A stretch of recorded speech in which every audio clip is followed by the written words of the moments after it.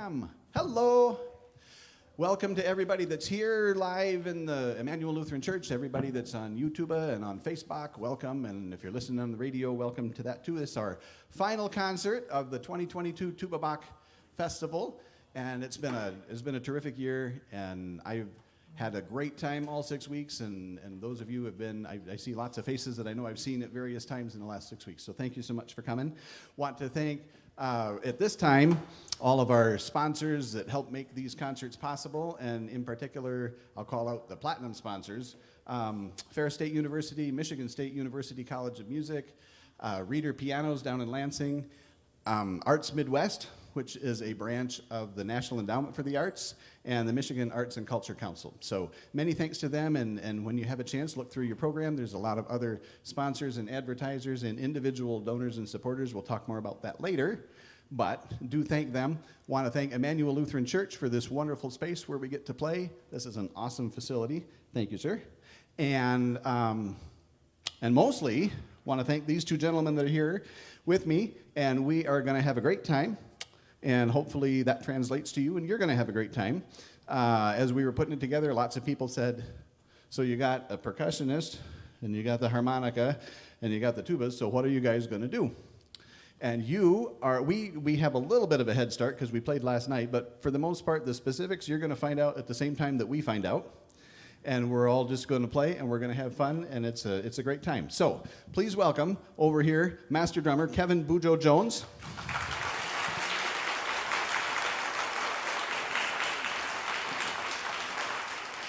And harmonica genius from the north, from the wilds of Canada, Mike Stevens.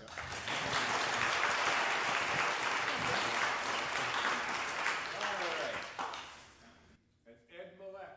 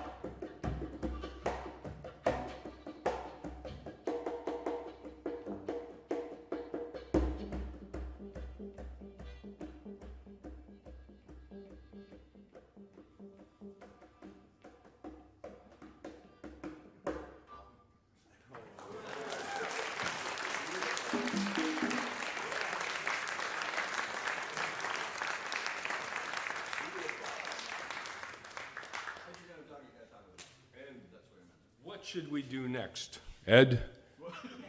We should. Something in a Canadian key like A? A. Maybe? This is, yeah. A? A. All right, A. Fair enough? A? All right. Also from Brooklyn, because you could say, hey. Hey. It's longer. Hey. In Canadian, it's A. In Brooklyn, it's A. I love it. A it is. All right. And this is a French-Canadian fiddle tune that I'm going to count in as if I was a Muppet. Kevin's heard it before, and he hasn't shaken his head too much yet, but...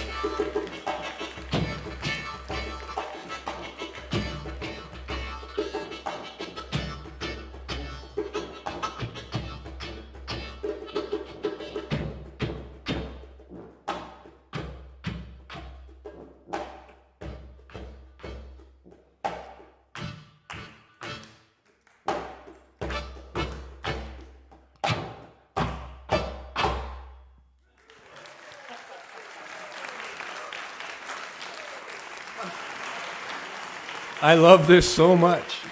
Oh, man. Oh, it's so great. And last night, we did this yesterday, and last night I was in the hotel room, and about 2 o'clock in the morning, both of my calves cramped up worse than any cramps I've ever had in my life, and I couldn't figure out why. I thought, do I need to eat more bananas or what? And then I realized, it's Kevin. I can't stop moving when he plays. That is so terrific. Just amazing. What next, Ed? Water. Yeah. Let's do water. Water, okay.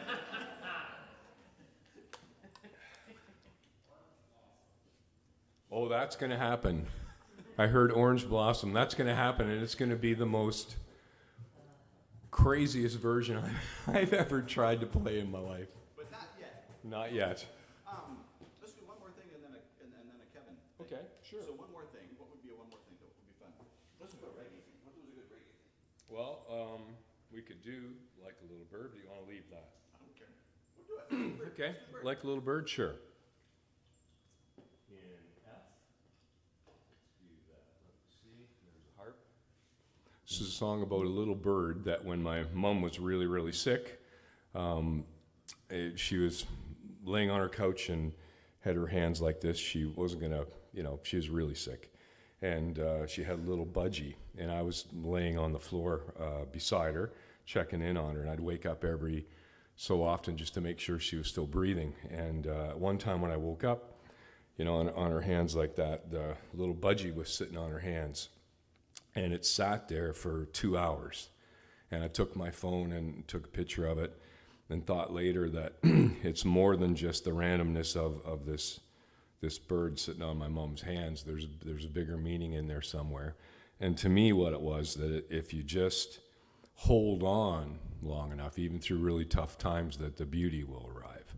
And that's what this song's about. I don't generally sing it. There's a way better singer singing it on my record, but I will power through it with the help of these masters here.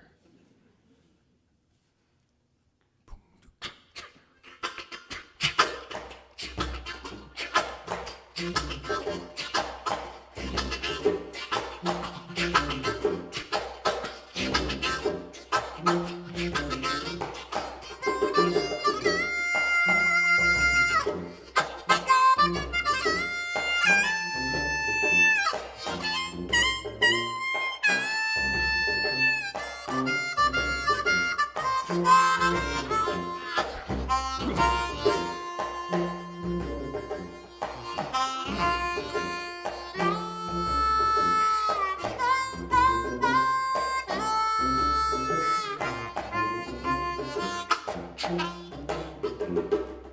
a little bird flying through the darkness, lighting my way through a very tough time. Like a little bird flying through the darkness, well, I'm just waiting for the beauty to arrive.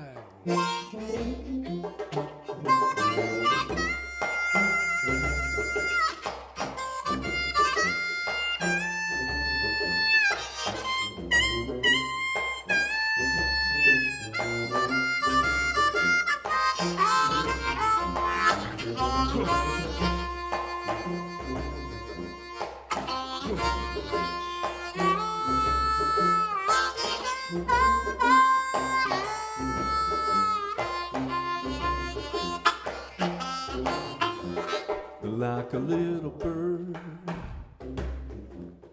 flying through the darkness, lighting my way through a very tough time. Like a little bird flying through the darkness, well, I'm just waiting for the beauty to arrive.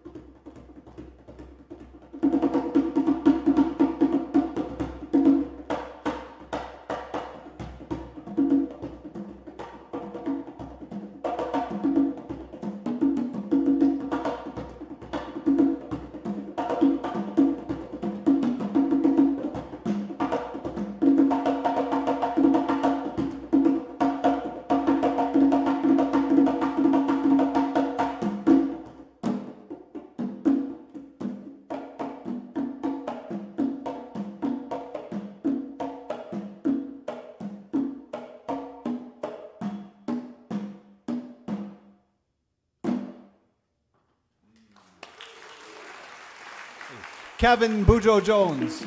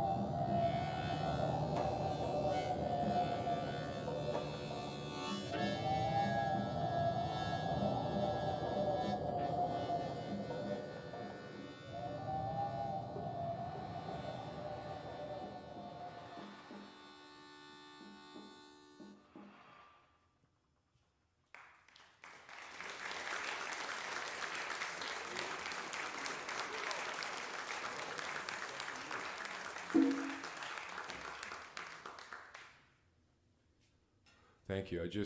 I'm so grateful to get to play with these musicians. It's so much fun. It really is. This is what we live for. And the fact that there's an audience here is a bonus, and thank you all. It's really great. Otherwise, we'd just be rehearsing. Yeah, it would. It would. Oh, man. What should we do, Ed? Something fun. Something fun, all right? All right, something fun. Something upbeat? Yeah. Upbeat and fun? Okay, you got it. Let's see. Maybe, Put your phone down. how about... Let's throw one at Kevin here. Okay, I can hit it. I'm a good batter. you are a good batter. I wrote a ballet for the Atlantic Ballet of Canada, and kind of a modern thing, and I did it all with a looper, performed it live. But what I'd like to do is just start it on the looper to get a groove, but then just drop it out, because Kevin can be Kevin and Ed both, the whole orchestra here. So what do you think? Yeah. Should we try it? Yeah. All right, so I'll start it this way. And it's called 36 Hours. I didn't have a title for this piece, and I was really, really busy that year, flying all over the place. I wasn't home much at all, and I kept getting messages from the ballet folks saying, have you got the piece written yet? And I was kind of going, oh, no, not yet, but I'm working on it. And I'd continue on touring, and I felt the pressure that I had to have something done. So finally, I got a message that said, look, we really need the music. And I was doing laundry, and I was going to head out again, head into the Arctic. And I just improvised something and pictured dancers, and it went 20 minutes long. And I listened to it back, and I thought, oh, man, that sounds like a ballet. I can see people dancing, and it feels right to me. So I loaded it and sent it off to them. And about half an hour later, I got a message back saying, it's perfect. But I didn't have a title for it. I continued on into the Arctic to play the Rockin' Walrus Festival in Igloolik, Nunavut. And I was one of the only non-Indigenous people there, and it was a gigantic honor. And when I was getting off the plane, an elder named Abraham was about 80 years old, and he was about that tall. And he greeted me, and through an interpreter, I understood that he wanted me to play a traditional Ayaya song with him. And those are songs that are written about something that happened. And this one was about catching a giant walrus and attaching it to an iceberg so they could bring it in. And so he trusted me, and we went and played it. And he humored me. I'm sure I messed it up really bad, but he was gracious. And we went back into the room afterwards. And through the interpreter, I said, Abraham, I have no skills here in the Arctic. I wouldn't last, 6 hours. I'd fall through the ice, or something would eat me. And the interpreter turned and said that to Abraham. And Abraham, this 80-year-old man about that high, looked at my feet, and then looked at my head, and then turned and said something to the interpreter. The interpreter wouldn't tell me what he said. So it felt like it was minutes, but it was probably seconds. And finally I said to the interpreter, what did he say? And the interpreter said, he said you would last a day and a half. So he analyzed my tiny brain and my fat content and had it all figured out. So I called the ballet piece 36 Hours in honor of Abraham. So. Try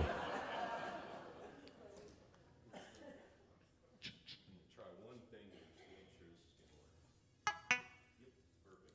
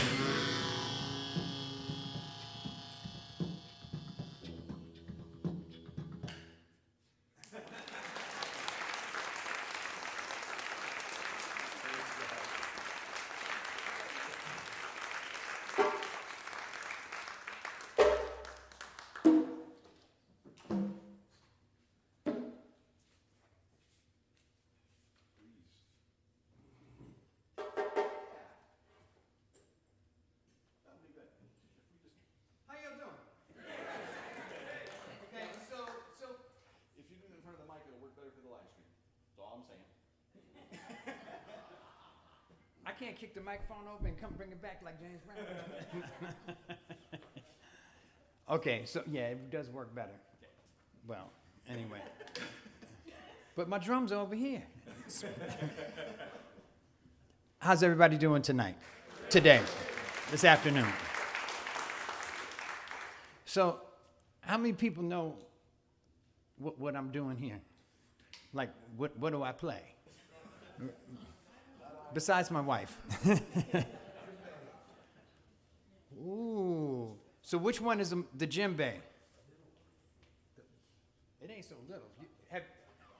Shorter than the others. Yeah, that's right. So this is a djembe.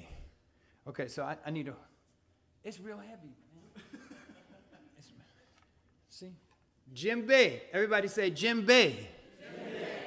Okay. Okay. I'll get back to you in a minute. Hold on a second. One of my babies. And these drums? Oh boy, I knew this was gonna happen. Somebody said, a lot of people said bongos. Oh, no. It's no bongo. Bongos are little small ones that you put between your legs that come in a pair. These are conga drums. Conga, right? Somebody said bongo again. Conga. And this thing I'm sitting on, anybody knows what that is?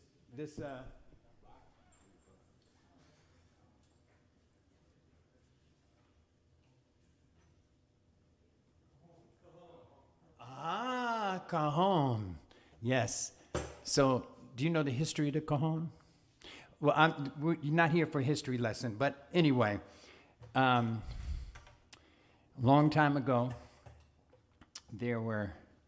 when slaves first were brought here to America,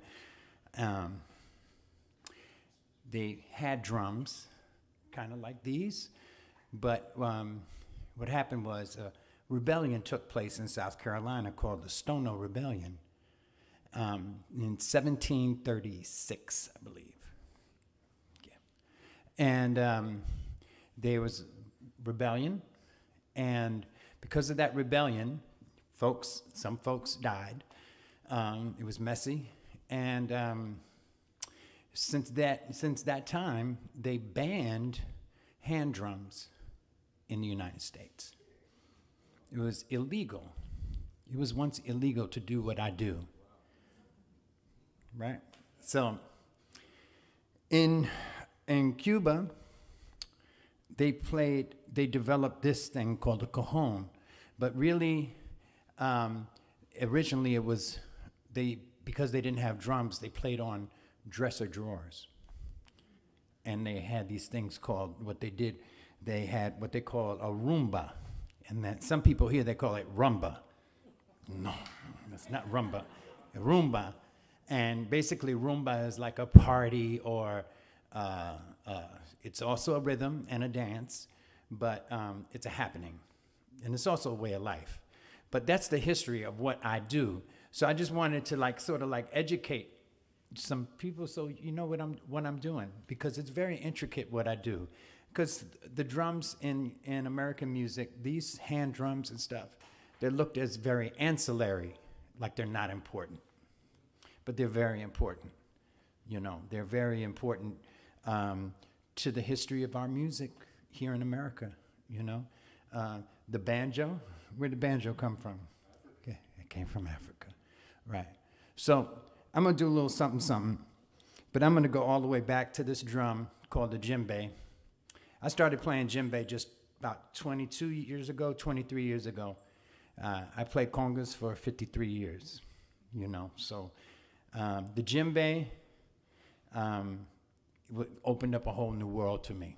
So I'm gonna play a little bit, and they're gonna join in after a while.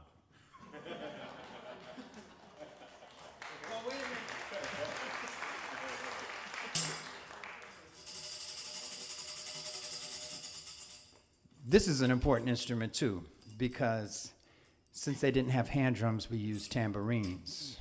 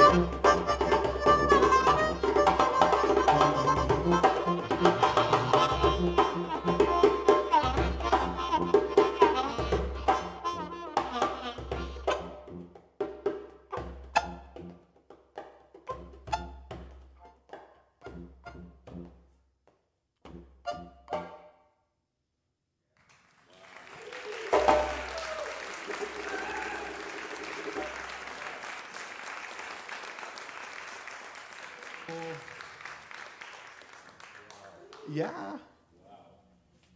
You're amazing, sir. Yeah, Kevin Jones. So,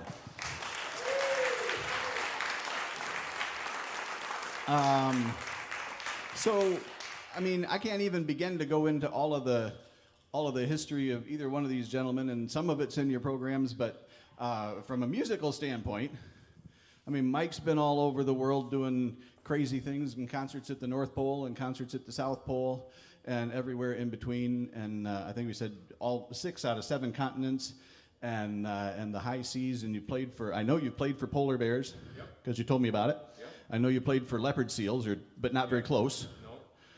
No, and the penguins and Close to the polar bears, yeah. close to the polar bears. And they didn't, right? And Kevin has an equally remarkable career all over the place. And what was it, 13 years with the Isley Brothers? So amazing. Yeah. That in itself, wow.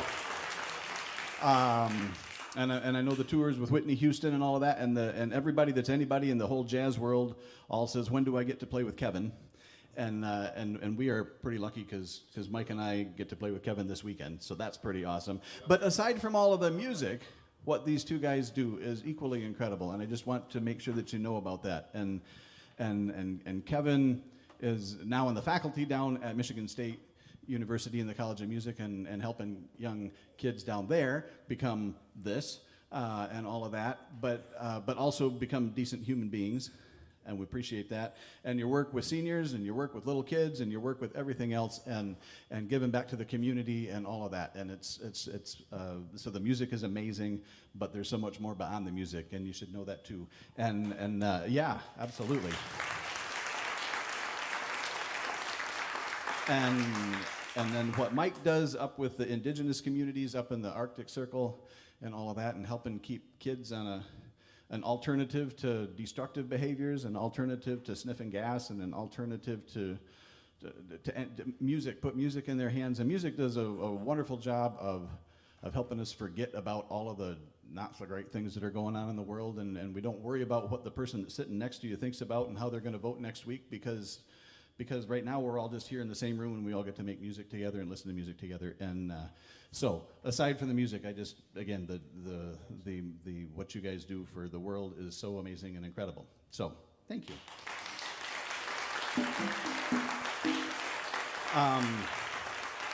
And probably I'm going to have Mike take over this story because I don't remember all of it, other than when he's been here before, and this is probably Grand Ole Opry days with Jesse. And there's a song that has been one of my favorites. So this is really weird because I know that the title of it that Mike gave it is Jesse's Request, but every time he comes up, I want him to play it. And so I guess it's sort of like Ed's request too. But the background of it would be helpful, and then I'd love to do it. Sure. Okay. Yeah. It's called Jesse's Request. It's on the first bluegrass record that I did. It's just was a solo harmonica piece. It was the last thing that I recorded on the session. And Jesse McReynolds was there, and Bill Vorndick was engineering. So I played it, and Bill recorded it, and I walked back into the control room, and there was just silence from everybody. And I thought, oh, well, I messed that take up. I'm going to have to go back in, or they don't like it. And then a little while later, Jesse came up and said, look, when I pass away, he said, would you play that at my funeral? So that's when I changed the name to Jesse's Request. So we'll play that one. You want to do that one, Ed? I do. All right. See if I can do it with this guy.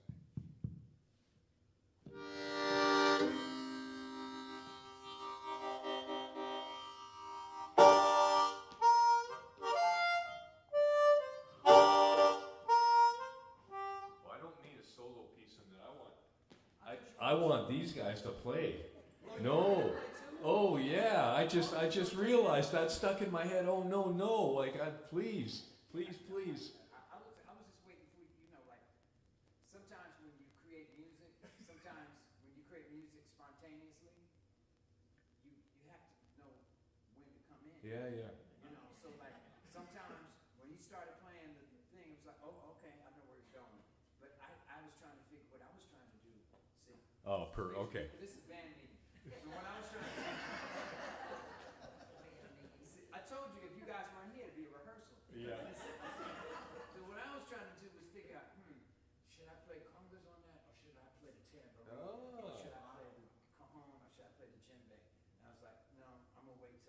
how to develop first. Right, so you can go ahead and do it and pick it up. All right. Okay, Yeah, yeah. I was just trying to be sensitive. Yeah, cool. Oh. All right.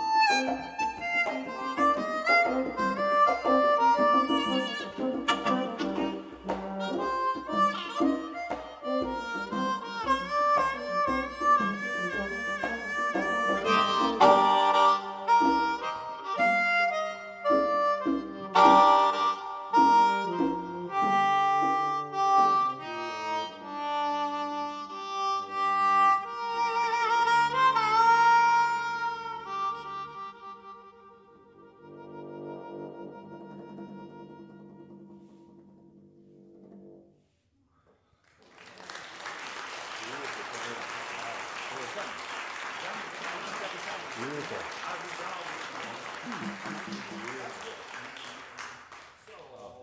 It's incredible. We need to do one more thing. Yeah. And then I'm going to talk. And then Yeah, it'll be no. yes. Oh, yeah. So whatever the one more thing is. Oh, we're doing one more? One more. Oh, And man. then I talk, and then it'll be yes. Oh, I thought it was OBS time. No. Anything. All the things on your list and all the things in your head. This is your last chance. What do you want to do? Oh, man, I want to hear Kevin. Oh. Because it's getting down to the last chance. It is. Bad in a good way. Bad in a good way? Yep. Really? Yep. We can try it. Yep. All right. What could go wrong? Okay, well, I'll make a mouth rhythm weird counting in thing again. What's this in? It is in A. A. Yeah. Oh, I thought you were going to say it's a 7/4 or something. 7.5, 4, 8. 7.5. You know, it's not fair, man. Okay, how can I do this?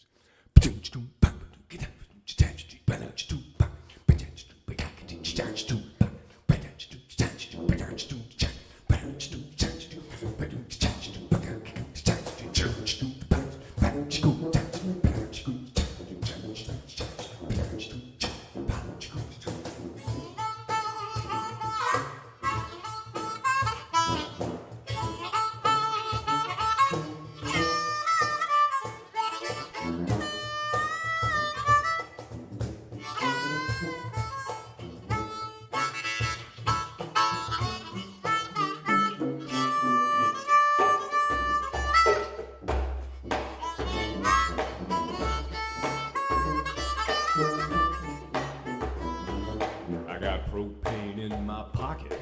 I got a rocket in my shoe. I got a manatee in my swimming pool. Well, I call him you. Can you feel my pressure? Hear what I say.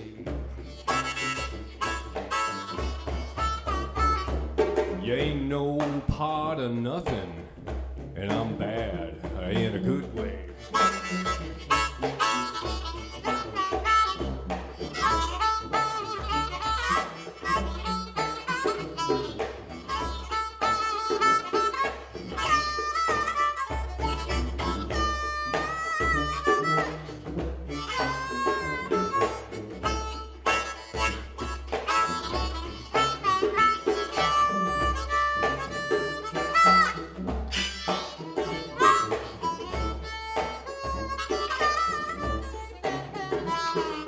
Just line up behind me, or just follow me.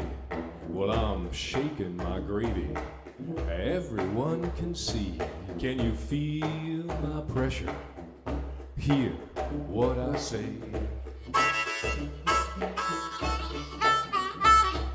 You ain't no part of nothing, and I'm bad in a good way.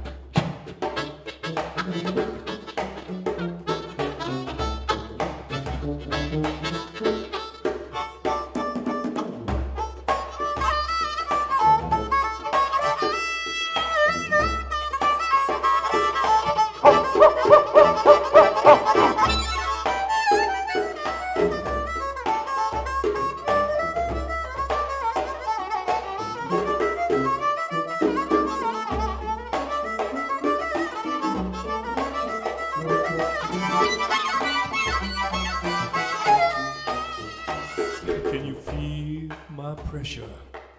Hear what I say.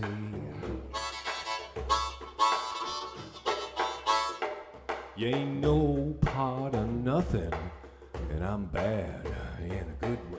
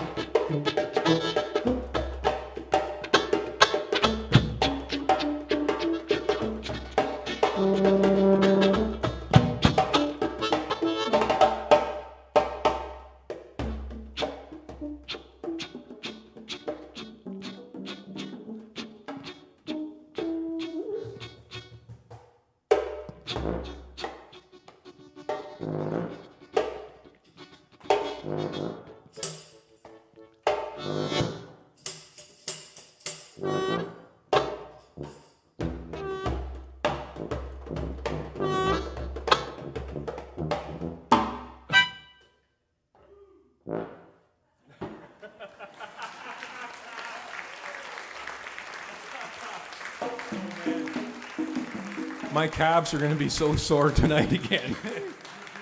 Okay, so Man. break time. Thank you to a whole bunch of people. Thank you to Adriana for helping you get in the door, and she's going to help you get back out the door. Thank you for Jeff over here at Command Central, Jeff Cabalas, that helps make the live stream happen and all of that. Somewhere around here is another Jeff. I don't know where he is, Jeff Peddlety. But anyway, thanks to Jeff for that. Steve Masters is down at the radio station, so we thank him for all that he's doing. Again, the businesses and that are, whether they're sponsoring or advertising, all that, take a look through the program, find them. If you frequent those businesses, thank them. Thank them for supporting the arts in our community. It is an awesome thing, and it's part of what makes Big Rapids special. If you don't know some of those businesses, stop in, find a new business, and thank them. So, and then there's a list of a whole bunch of people. My guess is several of you are on those lists. That's because you support, and we appreciate that very much, because again, we can't do that without that. If you would like to be a part of that and don't know how, I'm happy to talk to you afterwards. Adriana's happy to talk to you afterwards, and we would like to make that happen. There's a couple of my old tubas by the door on the way out. They take donations nicely. There's some stamped envelopes, whatever works. But we would like to have you be part of Tuba Bach. There is a table with some merchandise on it. There are some Tuba Bach CDs. That is another great way. Take us home for the holidays. Give us away for the holidays. I mentioned last week, Halloween's coming up. What would be cooler than like a CD in every kid's little bag that comes to your door? Huh? We can make that happen. There are also a bunch of Mike's most recent recording that are out there. Those are for sale. And some genuine Mike Stevens harmonicas. If you buy one of those, you can sound just like him. Yep. They're magic harmonicas. You have to buy them and then practice a whole lot. So those are out there. I want to let you know about some upcoming things. So the festival is done, but of course Tuba Bach's not done. Our new collaboration with the Michigan State University College of Music is about to begin in just a couple weeks. On November 6th, Rick Fracker, who is the head of the voice department down there, is a tenor. He and pianist Eldon Little, also a faculty member, will be up for a concert on that Sunday afternoon. Our annual Tuba Bach Christmas concert is on December the 18th. Those are both Sundays. And then in January, we've got more, I think January is all graduate piano students and faculty that are going to be up. February is the big Festival of the Arts, and in the midst of that, I know that there's MSU jazz ensembles coming up, and then in the spring, there's more concerts. So lots of things going on. So stay in touch with us through our website, through Facebook, through however you want to do. You can call me, see me in Meyer. That's what seems to happen the most. I see all of you in Meyer. So that works too. I don't want to forget anything. Refreshments in the room off to the left. If you're listening on the radio and watching on Facebook and YouTube, you miss out. Mom's cookies, always afterwards. So actually today, cider and coffee cakes from Three Girls Bakery. So stop over and enjoy those and have a chance to talk to Mike and Kevin. And those are the things that I think I need to say. One more. I met Mike back, I think it was 2008, so the third year of Tuba Bach. And I met him through Raymond McLean, and Raymond and Ruth and Mike came up for that concert. And I just recently talked to Raymond. He says, say hi to everybody. And we were talking, among other things, about the recent floods in Kentucky. And how can I help? What can we do up here to help with all that? And what we came up with, if any of you have guitars, mandolins, banjos, fiddles, big old basses, that you're not using. If you're using them, this doesn't count because we like instruments to be used. But if you have them and they're not being used and they're in good shape, so many people lost so much stuff. And again, music has the power to bring people together and make a lot of nice things happen. And a lot of instruments got washed away. A lot of instruments got broken and ruined in the flood. If you have those and you would like, I'm going to take a trip down there, I think, in the middle of November, and take whatever instruments we have down there and get them to Raymond, and we'll get them to people that need them. So if you would like to help with that, again, let me know, and we can do that. So I heard early on when we said, what are we going to play next? Somebody back there said Orange Blossom Special, so that is how we're going to finish off. We will do that. We will get the locomotive rolling, and thank you all for coming. And come back next year, 2023 festival. We're going to keep going. 17 years are done. Looking forward to the 18th year. Thank you once again to Kevin Bujo Jones. You are amazing, sir.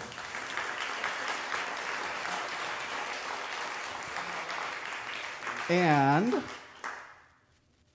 Kevin's wife, Martine, is up here in the front row, and she keeps him mostly in line. Not entirely in line, but she does a pretty darn good job. Yeah. So be sure and say hi to her after the concert as well. And the always amazing Mike Stevens. Here, yes, sir. Okay, get the locomotive going, because here goes Orange Blossom Special. Thank you all so much.